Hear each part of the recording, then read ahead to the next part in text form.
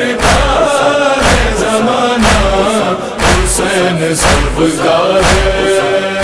میں انڈیا کی ایک ویڈیو دیکھ رہا تھا، 1,00,000 لوگ پیدل پابرہنہ ایک خاص پہاڑی پر پہنچتے ہیں، 200 300 کلومیٹر کا رستہ طے کر کے، اور وہ پہاڑی موسوم ہے امام حسین کے نام سے، اور وہاں پر پہنچ کر امام حسین کو یاد کرتے ہیں، اور پہنچنے والوں میں کوئی ایک بھی مسلمان نہیں ہے، سارے کے سارے ہندو ہیں، خدا کو نہیں پہچانتے، کتاب کو نہیں پہچانتے یعنی قرآن کو، حتیٰ نبی کریم کو نہیں پہچانتے، لیکن حسین کو پہچانتے ہیں اور حسین کو اپنے دل کا چین سمجھتے ہیں۔ ہندو یہی کیفیت، آپ اندرون سندھ میں چلے جائیں، ہندو ہیں جو بدھ کو پوجتے ہیں، لیکن حسین کو وہ اپنا ہیرو مانتے ہیں اور اپنے دل کا چین اور دل کا ساتھی مانتے ہیں۔ کیا مطلب ہے اس کا؟ اس کا مطلب یہ ہے کہ حسین ایک شخص کا نام نہیں ہے، حسین حق اور باطل کو الگ کرنے والی ان ویلیوز کا نام ہے جن کا تعلق فطرت انسانی سے ہے۔ اگر کسی کے اندر فطرت انسانی زندہ ہے تو وہ ہو نہیں سکتا حسین کو محبوب نہ رکھے۔ اگر فطرت اس کی مر گئی ہو،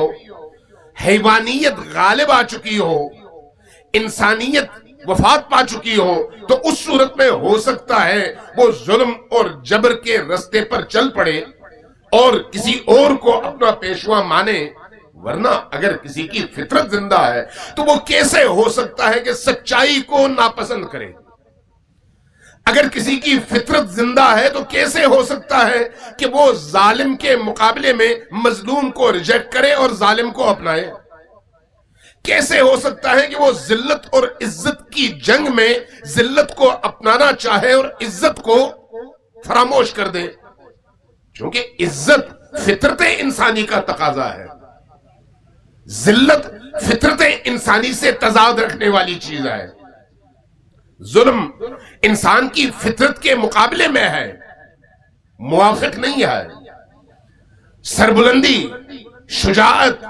حمیت، ظلم ستیزی، ظلم کے مقابلے میں پوری قوت کے ساتھ کھڑے ہونا، سچائی کا علم اٹھانا، جھوٹ کے مقابلے میں قیام کرنا، ہر باطل کے مقابلے میں سر جھکانے کی بجائے سر اٹھا کر بات کرنا،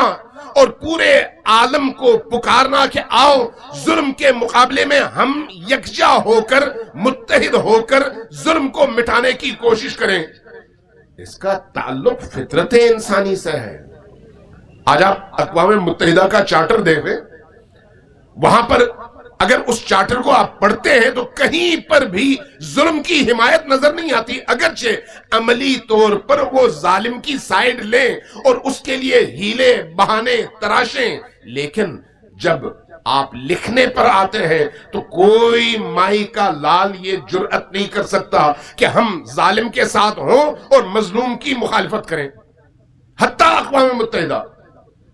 اور اس میں یہودی اور عیسائیوں میں بھی کوئی فرق نہیں ہے۔ لہذا